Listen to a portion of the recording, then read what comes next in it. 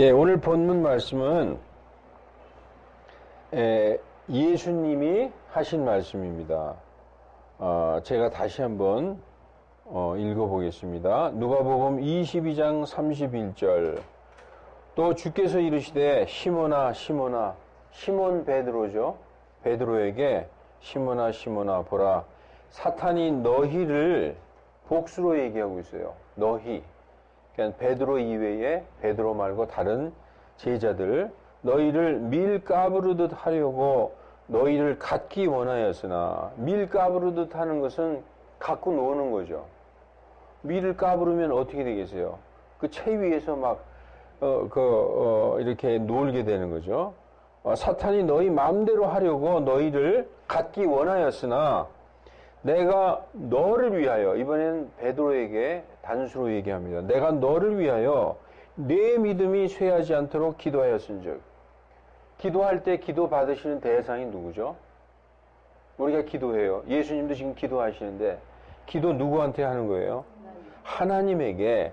내가 베드로 너를 위하여 너의 믿음이 쇠하지 않도록 하나님께 기도하였은즉 너는 돌이킨 뒤에 내 형제들을 강하게 하라 하시니, 그가 그분께 이르되, 베드로가 이렇게 얘기합니다. 주여, 내가 주와 함께 감옥에도 죽는데도 갈 각오가 되어 있나이다 하매, 그분께서 이르시되, 베드로야, 내가 네게 말하노니 이날 수탉이 울기 전에 네가 나를 안다는 것을 3번 부인하리라. 이렇게 본문에 말씀하고 있습니다. 여러분, 지금 우리나라는 아주 어려운 상황입니다. 가장 중요한 것은 역시 경제 문제죠. 한 가정에서도 제일 중요한 것이 경제적 문제인 것처럼 한 국가도 역시 마찬가지입니다. 대기업들이 투자를 멈추고 있고 이에 따라 고용률도 저하되고 있습니다. 중소기업들이 극심한 어려움을 겪어서 문을 닫고 있고 청년 실업률은 늘어만 가고 있어요. 얼마 전에 대통령이 규제 완화를 발표하니까 기업들이 이제 우리가 투자하겠다 해서 6대 기업들이 5년간에 거쳐서 333조 원을 투자하겠다, 이제 그런 발표도 있었어요. 그런데 이제 규제가 어느 정도로 만족할 만큼 풀리느냐에 따라서 기업들이 이제 투자를 활성화하겠죠. 그런데 이제 만족할 만큼 규제가 풀리지 않으면 오히려 기업에게 부담으로 돌아갈 것이다, 이렇게 얘기하고 있습니다. 아직도 우리나라는 경제적으로 상당히 어려운 처지에 있는 것입니다. 이 시대의 성도들에게 가장 큰 시험도 역시 경제적인 어려움일 것입니다. 예수님 믿으면 순교당했던 그런 시대에 살고 있지는 않지만, 한 가정의 경제적 어려움을 통해서 성도들을 넘어뜨리기로 사탄은 벌써 예전에 작전을 바꿨습니다. 전에는 예수님 믿는 것 때문에 예수님으로 인하여 핍박당하고 환난을 겪고 순교도 당했어요. 요즘에는 사탄이 작전을 바꿨어요. 성도들을 경제적으로 상당히 어렵게 만들어서 하나님 앞에 나오는 것을 힘들게 만들고, 그렇게 해서 실족시키려고 사탄은 작전을 바꾼 것입니다. 우리는 욥과 같은 믿음을 소유한 사람들이 아니기 때문에 우리의 경제적인 어려움을 견뎌내지 못합니다. 우리가 욥기를 읽으면은 사탄이 맨 처음에 욥을 어떻게 시험하냐 하면은 그의 재산을 다 가져가 버려요. 그리고 그의 10 자녀도 데려가죠. 먼저 그의 재산을 다 가져가 버립니다. 그래도 욥이 하나님을 원망하지 않으니까 이번에는 사탄이 욥의 몸을 한번 쳐보십시오. 그러면 그가 하나님을 저주하고 떠날 것입니다. 그래서 성도들이 이 시험을 당하는 2가지 큰 것이요. 첫째, 경제적으로 어려움을 주는 거예요. 경제적으로 사업이 망한다든지 극심하게 경제적으로 아주 어려움을 당하죠. 그래도 믿음을 저버리지 않으면 그 중병을 앓게 만드는 그런 것이 사탄의 성도들을 향한 시험입니다. 그래서 이런 경제적인 어려움을 통해서 성도들을 서서히 믿음에서 떠나게 하는 거죠. 다시 말해서 먹고 사는 문제 때문에 하나님께 경배하는 것을 소홀히 하게 되는 경우가 많이 있습니다. 그러나 대부분의 사람들이 그렇게 얘기합니다. 믿음이 좋은 성도라 할지라도 먹고 사는 문제를 해결하지 못하면서 교회만 나가면 대수냐? 이렇게 생각하는 사람 많이 있다는 것입니다. 거의 대부분 그렇다고 말할 거예요. 맞다. 일단 먹고 사는 문제 먼저 해결하고 그 다음에 교회도 나가고 그 다음에 신앙생활 잘하면 된다. 이렇게 말할 거예요. 아마 믿음이 좋은 성도들도 먹고 사는 문제가 1번이다라고 말할 겁니다. 특히 자기 혼자 살면은 감당할 수 있어요. 처자식이 있으면은 처자식 어렵게 만드는 이런 거 보고서 이 경제적인 문제를 가장 중요한 문제로 생각하는 거죠. 사랑하는 성도 여러분, 주일날 교회에 출석해서 우리가 함께 예배 드리는 것은 가장 중요한 것입니다. 1번이에요, 1번. 주일날 교회에 와서 하나님께 이 성도들이 함께 예배 드리는 것, 이것이 1번이라는 것입니다. 여러분, 주일 성수 차원에서 중요하다는 것이 아닙니다. 주일 성수 얘기 많이 들어보셨죠? 주일 성수할 때 이 성수라는 것은 거룩하게 지킨다. 성수는 거룩하게 성스럽게 지킨다. 이게 안식일 준수의 개념에서 온 것입니다. 안식일을 기억하여 거룩하게 지킨다. 뭐 이런 개념에서 온 것인데 우리 이 신약 교회의 주일 성수는 그런 의미가 아니라 성도는 주 예수님의 몸된 교회의 지체로서 하나님께 드리는 예배가 자기 자신이라는 의미에서 중요하다는 것입니다. 예배에 빠지면 예배 드리지 않은 것입니다. 이렇게 생각할 수 있어요. 내가 빠져도 예배는 진행된다. 나는 거기에 참석을 안 했을 뿐이다. 예배는 교회에서 드린다. 그렇게 생각할 수 있지만 내가 교회 가지 않고 예배 드리지 않으면 그날 예배 안 드린 거예요. 여러분, 하나님께 예배 드리지 않고 무슨 일을 하겠다는 것입니까? 이 그리스도인이 가장 중요한 것은 하나님께 예배 드리는 거예요. 이게 가장 중요한 것입니다. 가장 중요한 1번을 하지 않고 무슨 일을 하겠다는 것입니까? 여러분, 그리스도인들에게 있어서 가장 중요한 것은 하나님께 예배 드리는 거예요.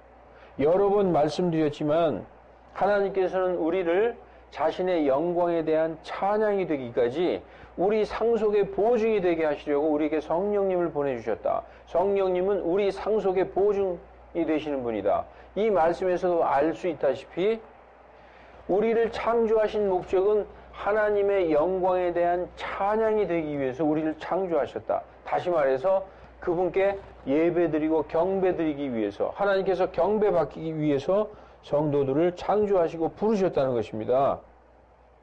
그 말은 하나님께서 우리를 예배받기 위해서 부르시고 창조하셨다. 그런 말씀이죠. 여러분, 예배는 두 가지가 있어요. 하나는 경배라는 말이 있고 하나는 예배라는 말이 있어요. 경배, 예배 다 똑같은 얘기 같죠. 월십이 이제 경배라고 하기도 하고 예배라고 이렇게 하기도 하는데, 경배는 성도 개인의 생활을 의미하는, 성도 개인의 삶, 성도 개인의 생활을 의미하는 영적인 예배가 있고, 주님의 몸을 이루고 있는 교회 성도가 함께 드리는 공적인 예배가 있어요. 그래서 경배라는 의미는 영적인 의미를 강조하는 거죠. 그 경배는 뭐냐? 우리가 생활하는 거예요. 우리의 삶, 우리의 생활. 그래서 하나님의 말씀대로 거룩하게 사는 우리의 생활이 하나님께서 받으시는 경배라는 거죠. 하나님은 우리를 참 경배자를 찾고 계시는데 영과 진리로 경배드리는 그 경배자를 찾고 계신다. 그렇게 요한복음 4장은 말씀하고 있죠. 그럼 예배는 뭐냐? 예배는 시간을 정해놓고 성도들이 주일날 모여서 어떤 그 형식과 절차에 따라서 이렇게 우리가 하나님께 같이 드리는 것이, 이것이 예배죠. 경배는 영적인 것이고 예배는 형식적이고 육신적인 것이다. 이렇게 볼 수가 있는 것이죠. 여러분, 신약교회의 이 경배가 제일 중요합니다. 우리의 생활을 드리는 것, 우리의 삶을 드리는 것이죠. 로마서 12장에 보면 이런 말이 있어요. 너희의 몸들을 거룩하시고 하나님께서 받으실 만한 하나의 산 희생물로 하나님께 드리라. 이것이 너희의 합당한 섬김이다. 이렇게 로마서에서 말씀하고 있습니다. 이게 신약교회의 성도들의 경배인데, 그럼 난 경배했으니까 됐다, 이게 아니라는 거죠. 정해진 시간에 주일날 모여서 우리가 공적인 예배를 하나님께 드리는 것, 이것 굉장히 중요한 것입니다. 이게 성경의 명령이에요. 여러분, 교회 성도가 함께 드리는 공적인 예배가 중요하지 않다면은 하나님께서는 교회를 세우시지 않았을 것입니다. 교회는 이런 목적으로 세우셨어요. 교회를 왜 세우셨는가? 목적을 한번 보십시다. 첫째, 하나님께 이 교회의 성도가 함께 모여서 이 형식을 갖추어서 질서 있게 하나님께 예배를 드리라. 그런 의미에서 교회를 세우셨고, 또 말씀으로 성도들을 양육시키기 위해서, 또 말씀으로 성도들을 완전케 하기 위해서, 그리고 모든 선한 일에 철저히 준비되게 하기 위해서, 그리하여 그리스도의 몸을 세우기 위해서 교회를 세우셨다라고 성경은 말씀하고 있어요. 여러분, 집에서 혼자 예배드리고 성경 읽고 찬송 부르는 것이 잘하는 것 같지만, 그런 사람들은 이미 하나님이 세우신 교회의 의미에 대해서 무지하고 교만한 것입니다. 무지한 것이 무엇이냐? 하나님께서 분명히 교회를 세우신 목적을 성경을 통해 가르쳐 주셨는데도 불구하고 그것에 대해서 무지하다는 것이죠. 하나님이 왜 교회를 세우셨느냐? 우리 성경 말씀 에베소서 1장 23절과 에베소서 4장 8절로 16절 사이의 말씀을 보겠습니다. 에베소서 1장 23절에 교회는 그분의 몸이니 곧 모든 것 안에서 모든 것을 충만하게 하시는 분의 충만이니라, 이렇게 말씀하고 있습니다. 교회가 모든 것을 충만하게 하시는 그분의 충만이다. fullness of him이라고 되어 있어요.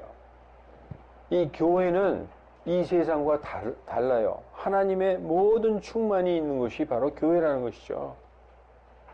하나님께서 교회를 세우시고 교회에 사역자들을 주셨어요. 교회만 세우신 게 아니라 교회에 사역자들을 세우셨다. 에베소서 4장 11절 12절에 보면은 예수님께서 부활하셔서 승천하실 때 그분께서 더러는 사도로, 몇몇은 사도로, 몇몇은 대언자로, 몇몇은 복음 전도자로, 또 몇몇은 목사 겸 교사로 주셨다. 교회에. 그 목적은 무엇이냐? 이것은 성도들을 완전하게 하고 섬기는 일을 하게 하며, 우리가 여기까지는 알겠죠. 성도들을 완전하게 하려고 교회를 세우시고 사역자를 주셨다. 그런데 이 말씀을 주목해 보십시오. 섬기는 일을 하게 하려고, for the work of the ministry. 미니스트리 그림은 사역이라고 우리가 하기 쉽죠. 어떤 사역의 일을 하기 위해서 교회를 세우셨다는 거예요. 성도들이 교회의 머리는 예수님이고 성도들은 그 예수님의 몸을 이루고 있는 지체라고 성경은 얘기하고 있어요. 예수님이 머리라면 우리 각자는, 어떤 사람은 팔의 역할을 하고, 어떤 사람은 다리의 역할을 하고, 어떤 사람은 간의 역할을 하고, 어떤 사람은 신장의 역할을 하고, 이런 역할들을 주셨다는 거죠. 그 역할들로 교회를 섬기게 하시려고 이 교회를 세웠다는 거예요. 여러분, 우리가 예를 들어서 성경 읽다가 예수님을 만났어요. 아, 예수님이 나 때문에 돌아가셨구나. 그분이 나의 주님이시구나. 내가 그분을 믿고 구원받았어요. 난 이제 구원받은 겁니다. 예수님 믿었으니까. 그럼 그 다음부터 집에서 나 혼자 성경 읽고, 나 혼자 예배 드리고, 나 혼자 찬송 부르고, 하나님 잘 섬기면 될 거 아니에요? 교회 안 나오고. 하나님은 그걸 원치 않으신다는 거예요.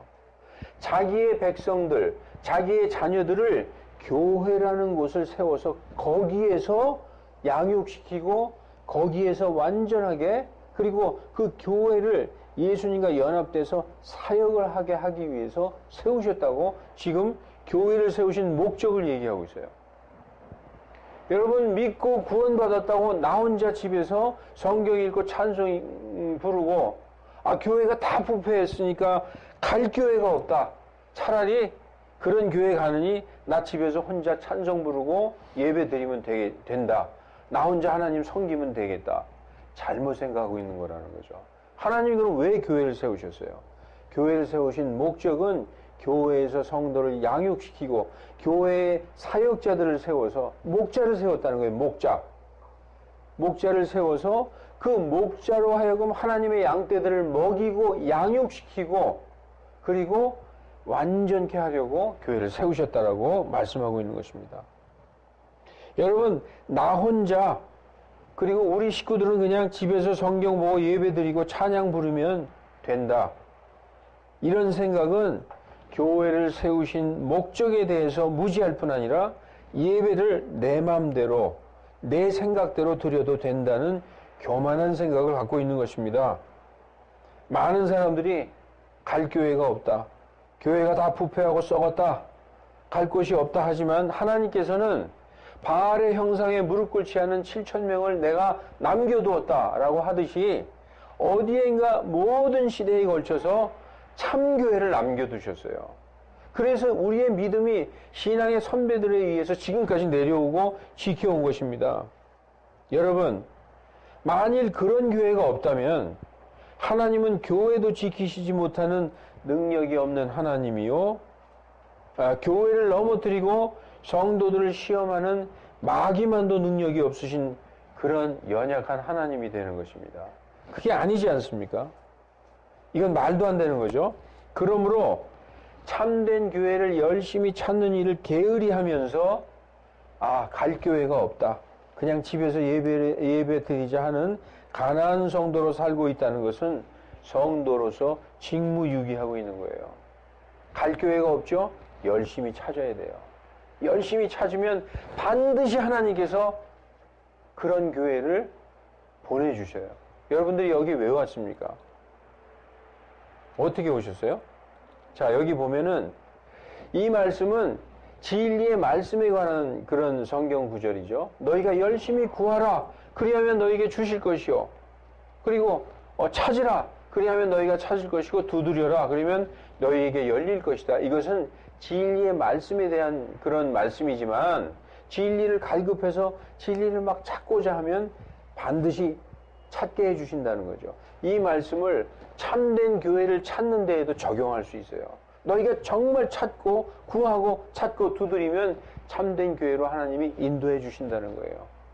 그렇게 찾지도 않고 그냥 집에서 혼자 가난한 성도로 그렇게 예배드리는 것은 교회에 대해서 무지한 것이요 교만한 것이다. 그런 말씀인 것이죠.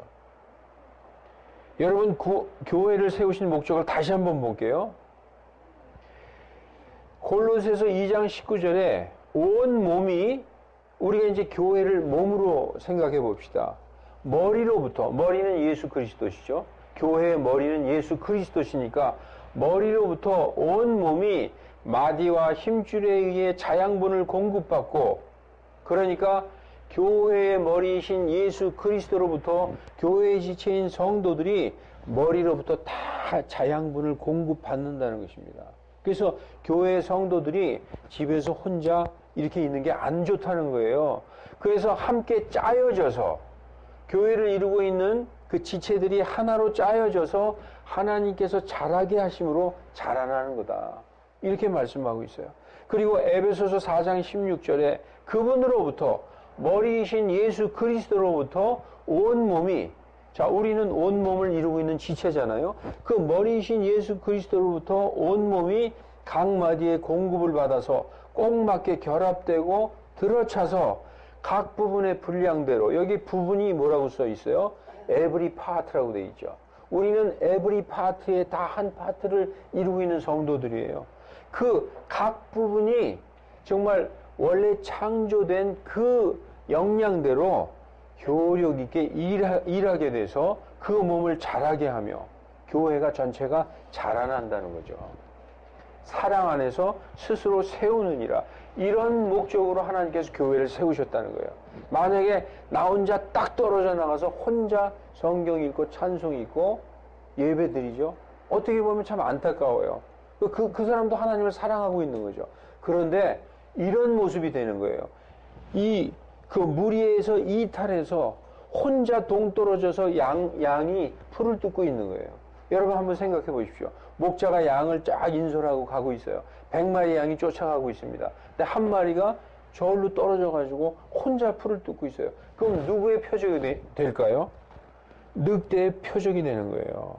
마귀가 그러한 성도들, 혼자 예배드리고 혼자 하고 있는 그런 가난한 성도들의 1차적인 공격의 대상이 되는 것입니다.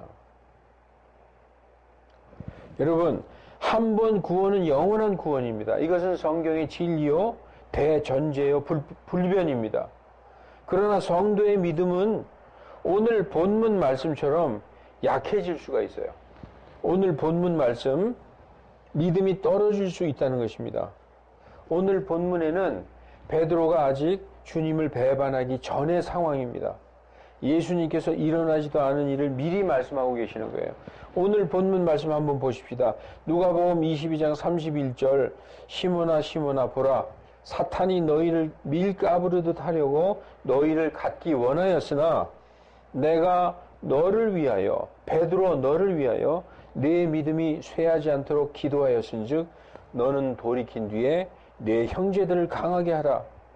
베드로에게 내 믿음이 쇠하지 않도록이라고 말씀하시는데 베드로는 우리가 알다시피 믿음이 약해져가지고 나중에 예수님을 3번 부인했어요. 나 예수님 모르는데요. 나 그 사람 모릅니다. 3번 부인했어요.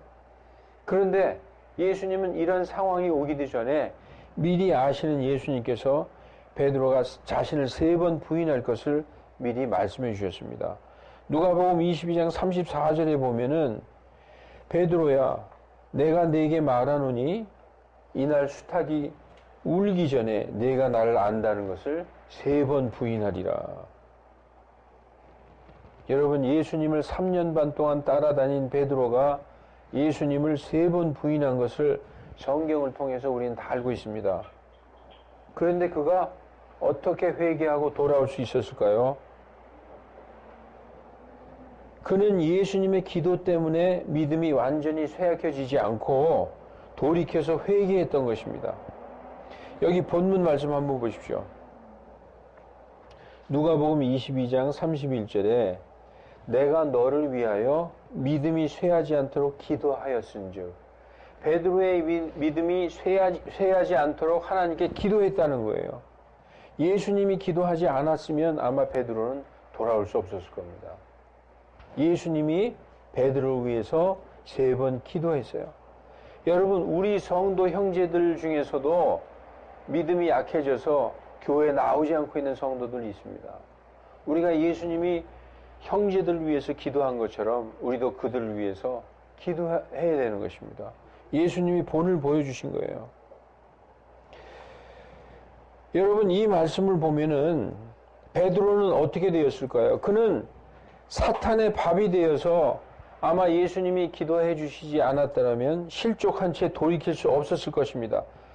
그러나 그를 위해 예수님께서 기도하셔서 그가 다시 회개하고 돌아올 것을 아셨고 그에게 너처럼 다른 형제들도 믿음이 약해지지 않게 강하게 하라고 명령하셨던 것입니다. 여러분 이 말씀 오늘 본문 말씀을 통해서 이 본문을 한번 보십시오. 이 본문 말씀을 통해서 성도들은 한 번 구원받았다고 자기의 믿음을 확신하고 자랑할 것이 아니다라는 말씀입니다. 구원받은 사람들은 누구나 구원의 확신을 갖습니다. 예수님의 보혈로 정결하게 씻긴 것과 거듭난 것을 확신하게 됩니다. 그럼에도 불구하고 베드로처럼 우리가 생명의 위협을 느끼면 예수님을 부인할 수도 있음을 성경은 보여주고 있습니다. 우리가 성경 말씀 한번 보십시다. 성경에 내가 여기 기록은 안 했는데 이런 말씀이 있어요. 베드로전서 5장 8절에 정신을 차리라 깨어 있으라 너희 대적 마귀가 울부짖는 사자같이 두루 다니며 삼킬 차를 찾나니 이렇게 성경은 말씀하고 있는 것입니다. 여러분 구원받은 성도들이 실족하는 일이 전혀 없다면 성경에 실족이란 단어가 아마 없었을 것입니다.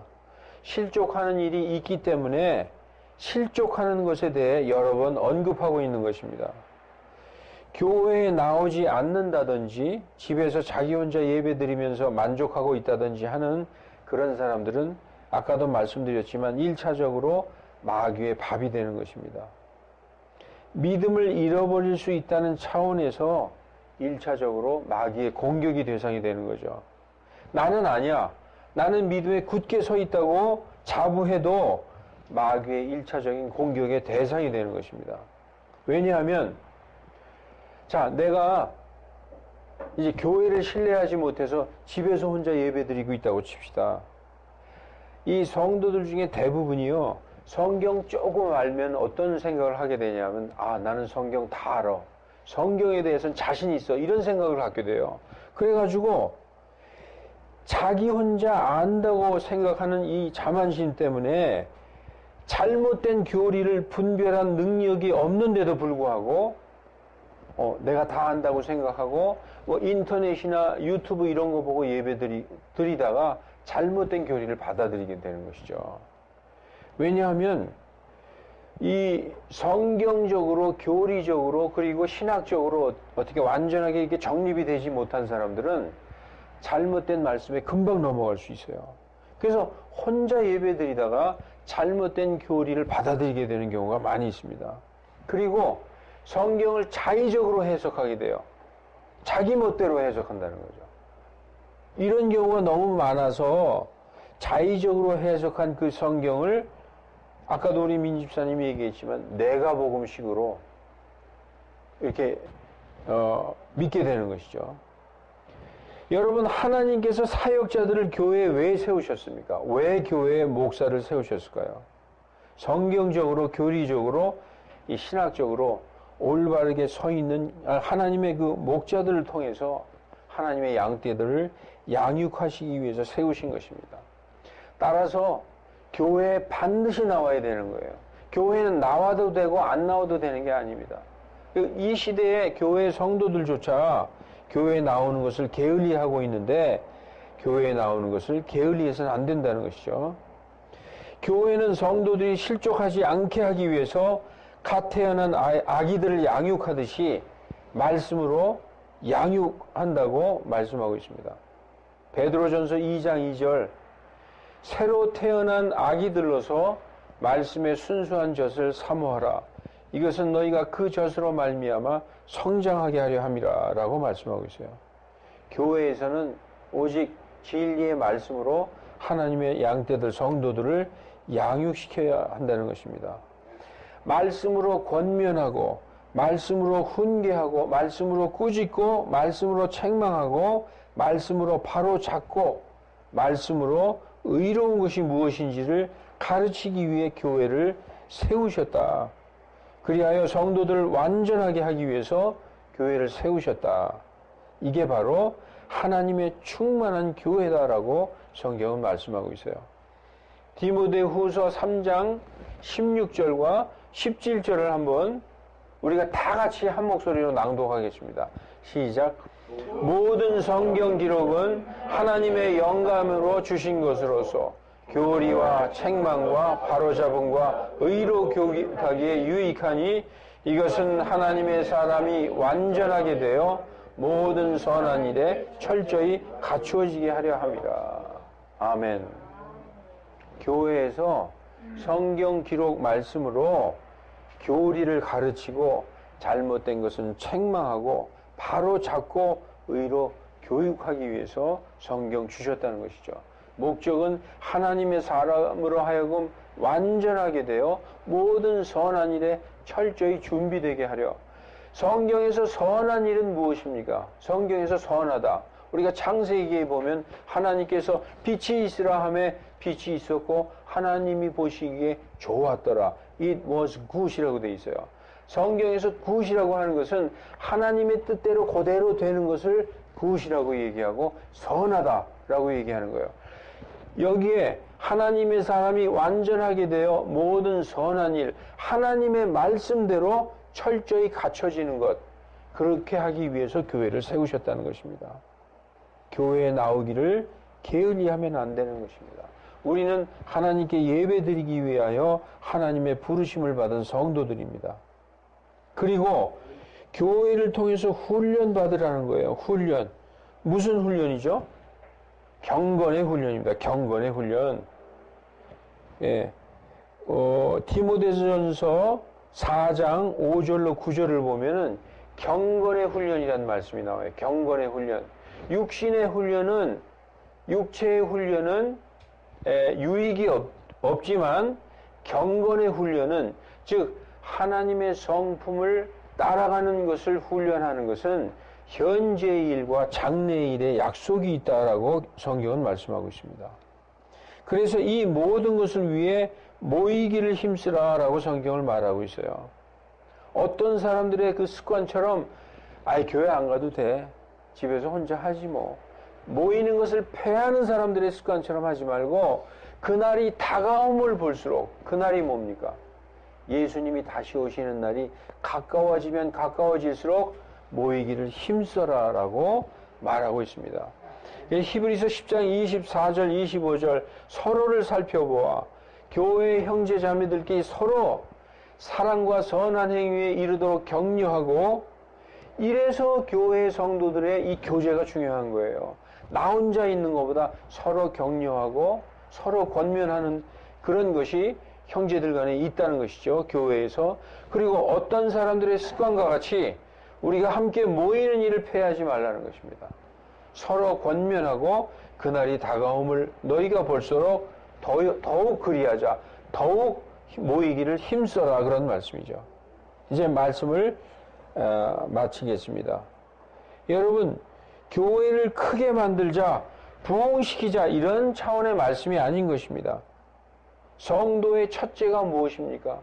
우리 예수 믿고 구원받은 이 크리스찬에 있어서 가장 첫째는 가정이 아니에요.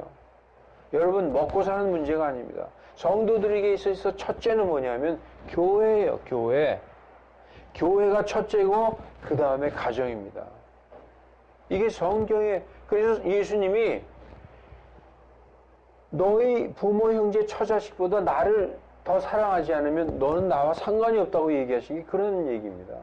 그리고 네 십자가를 지고 나를 따르지 않으면 너는 내 제자가 될 수가 없다. 그게 그런 의미에서 하신 말씀입니다.